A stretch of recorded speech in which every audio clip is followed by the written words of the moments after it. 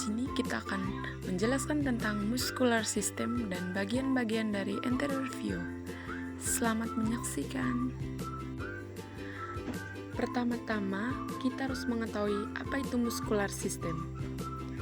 Jadi, muscular system adalah sistem organ yang terdiri dari semua otot dalam tubuh yang berperan dalam menghasilkan gerakan, baik sadar maupun tidak sadar, mempertahankan postur dan menjaga fungsi organ dalam tubuh seperti sirkulasi darah dan pencernaan.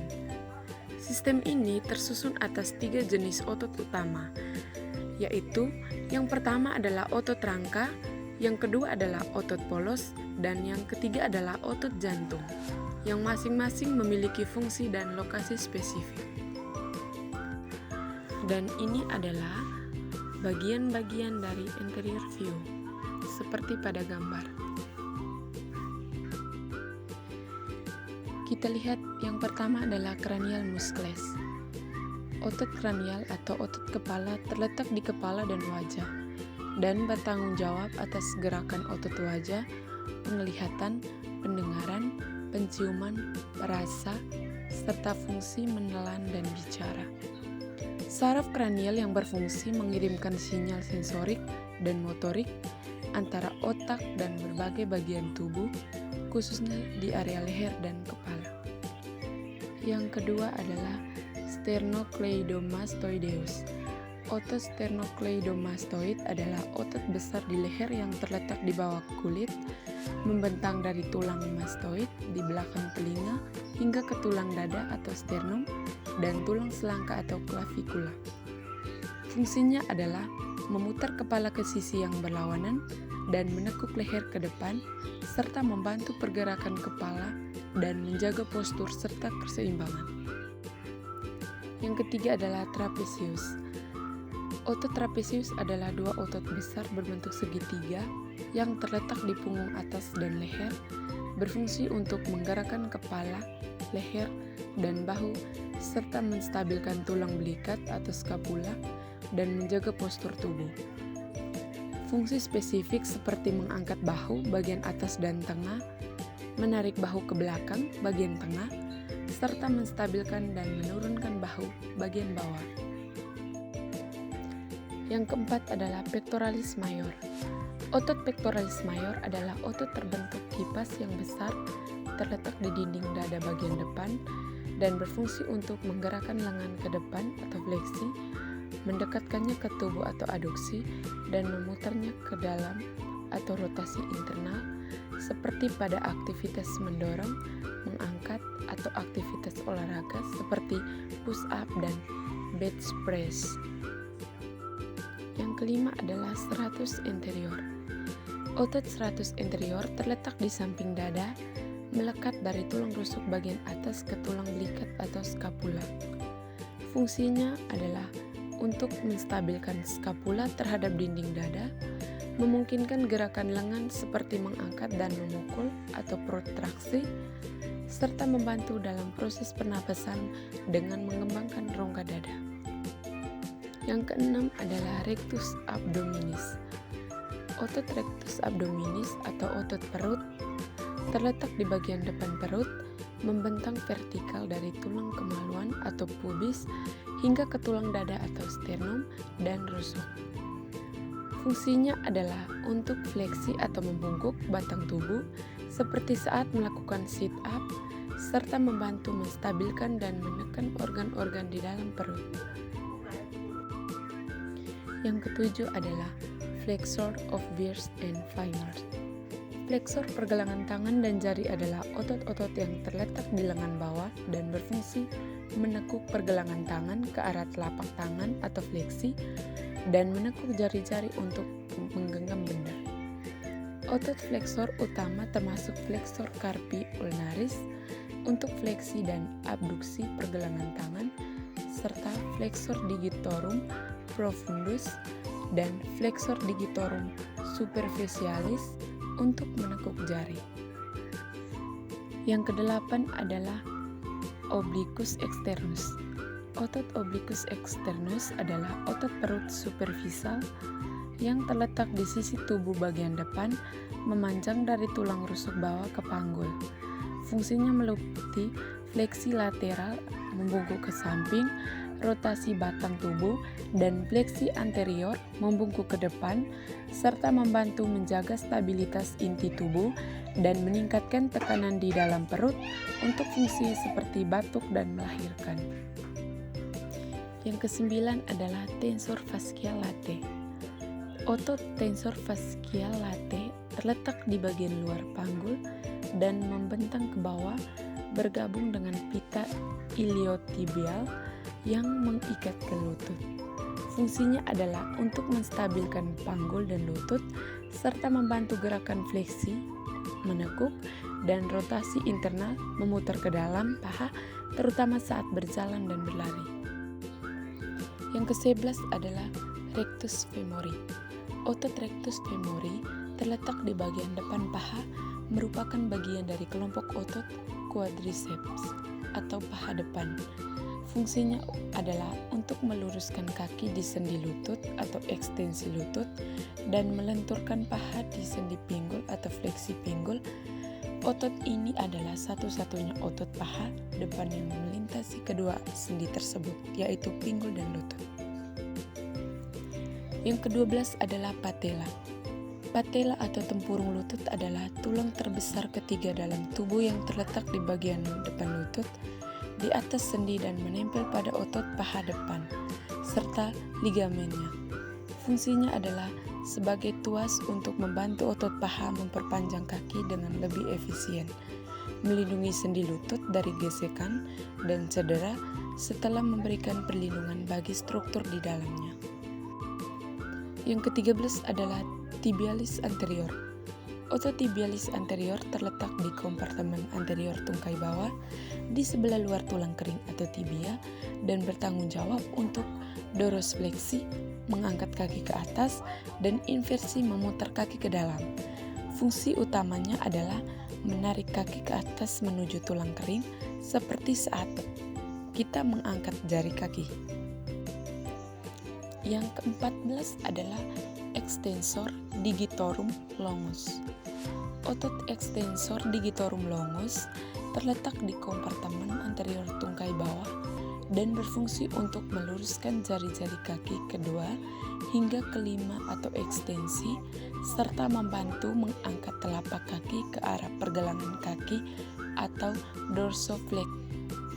Yang ke-15 adalah peroneus longus. Peroneus longus terletak di kompartemen lateral tungkai bawah dan berfungsi utama untuk eversi atau memiringkan telapak kaki keluar dan plantar fleksi atau meluruskan kaki ke bawah pergelangan kaki serta membantu menstabilkan lengkung kaki saat berdiri. Yang ke-16 adalah peroneus brevis. Otot peroneal atau fibula brevis adalah otot pendek di bagian luar tungkai bawah, turun dari 2/3 bawah fibula dan menempel pada tulang metatarsal kelima. Fungsinya adalah menggerakkan telapak kaki keluar atau eversi dan ke bawah atau plantar fleksi, serta membantu menstabilkan pergelangan kaki, terutama saat berjalan di permukaan tidak rata.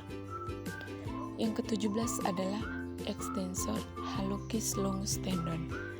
Tendon extensor hallucis longus adalah tendon yang terletak di kompartemen anterior tungkai bawah, menyisip pada dasar falang distal jempol kaki. Fungsinya adalah untuk menginstesikan jempol kaki atau mengangkatnya ke atas pada sendi metatarsofalangeal dan interfalang, serta membantu gerakan dorsofleksi kaki atau mengangkat bagian atas kaki ke arah tulang kering. Yang ke-18 adalah superior extensor retinaculum. Superior extensor retinaculum memiliki dua lokasi utama tergantung konteksnya. Pada pergelangan kaki, ia terletak di bagian depan tungkai, melekat pada fibula dan tibia bagian bawah. Fungsinya adalah menahan tendon ekstensor, mencegah bowstringing, dan menstabilkan tendon saat kontraksi otot. Yang ke-19 adalah soleus. Otot soleus terletak di bagian belakang betis, tepat di bawah otot gastrocnemius dan melekat pada tulang tumit melalui tendon Achilles. Fungsi utamanya adalah fleksi plantar atau menendang kaki ke bawah dan menstabilkan posisi tubuh saat berdiri. Yang ke-20 adalah gastrocnemius. Otot gastrocnemius terletak di bagian belakang tungkai bawah, memiliki dua kepala yang berasal dari tulang paha dan menyatu membentuk tendon Achilles di tumit. Fungsinya meliputi plantar flexion atau menggerakkan telapak kaki ke bawah, fleksi lutut, menekuk lutut, dan membantu menjaga keseimbangan serta postur tubuh saat berjalan, berlari, dan melompat. Yang ke-21 adalah patellar tendon. Tendon patella adalah pita jaringan ikat kuat di bagian depan lutut yang menghubungkan tempurung lutut ke tulang kering. Fungsinya adalah membantu otot-otot paha depan meluruskan lutut sehingga memungkinkan gerakan seperti berjalan, berlari, melompat, dan menendang. Yang ke-22 adalah vastus medialis. Vastus medialis terletak di bagian dalam paha sebagai bagian dari otot paha depan dan berfungsi meluruskan lutut serta membantu menstabilkan tempurung lutut agar bergerak dengan lancar, terutama saat menekuk dan meluruskan kaki. Yang ke-23 adalah sartorius. Otot sartorius terletak miring di paha bagian depan, membentang dari spina iliaca anterior superior, panggul ke condylus medial tibial. Fungsinya adalah untuk fleksi pinggul dan lutut, serta abduksi dan rotasi eksternal pinggul, mirip dengan posisi duduk bersila yang dilakukan oleh penjahit yang merupakan asal mula nama otot ini. Yang ke-24 adalah flexor retinaculum. Flexor retinaculum adalah pita fibrosa kuat yang terletak di pergelangan tangan. Fungsinya adalah membentuk terowongan karpal yang melindungi struktur-struktur di bawahnya seperti saraf medianus dan tendon flexor jari. Yang ke-25 adalah adductors of thigh. Adductors of thigh adalah sekelompok otot di paha bagian dalam yang berfungsi menggerakkan kaki mendekat ke garis tengah tubuh, menstabilkan pinggul saat berjalan, serta membantu gerakan fleksi dan rotasi panggul. Otot-otot ini membentang dari tulang kemaluan ke tulang paha dan kelompok otot utama meliputi adductor longus, brevis, magnus, gracilis, dan pectineus. Yang ke-26 adalah extensor of wrist and finger. Extensor pergelangan tangan dan jari terletak di bagian belakang lengan bawah dan tendonnya menjulur ke tangan dan jari. Fungsi utamanya adalah meluruskan pergelangan tangan dan jari-jari dengan menarik tendon yang melekat pada tulang-tulang tangan dan jari. Yang ke-27 adalah linea alba. Linea alba adalah pita jaringan ikat fibrosa di garis tengah perut dari tulang dada ke tulang kemaluan yang berfungsi untuk menstabilkan otot inti dan sebagai titik perlekatan otot. Yang ke-28 adalah biceps brachii.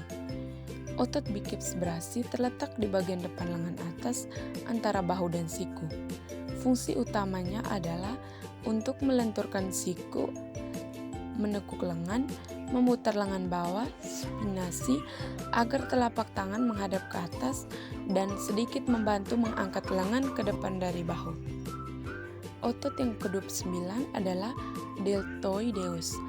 Otot deltoideus atau otot bahu terletak di bagian atas bahu, menutupi sendi peluru tempat lengan atas atau humerus terhubung ke batang tubuh. Otot ini memiliki 3 bagian utama yang membantu melakukan berbagai gerakan lengan seperti mengangkat ke samping, ke depan, dan ke belakang, serta memberikan stabilitas pada sendi bahu. Dan otot yang terakhir adalah facial muscles. Otot wajah terletak di bawah kulit wajah, menempel pada tulang tengkorak dan kulit. Fungsinya meliputi ekspresi wajah seperti tersenyum, mengerutkan kening, membuka dan menutup lubang alami wajah seperti mata, hidung, mulut, serta mengunyah makanan. Otot wajah dikelompokkan berdasarkan lokasinya dan fungsinya, seperti otot dahi, mengangkat alis, dan otot mulut, menggerakkan bibir.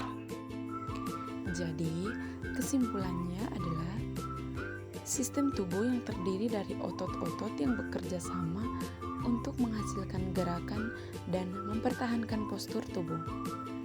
Teman-teman, dengan memahami sistem muskular, kita dapat memahami bagaimana tubuh bergerak dan berfungsi. Selain itu, pengetahuan tentang sistem muskular juga penting dalam bidang kesehatan, olahraga, dan rehabilitas. Terima kasih.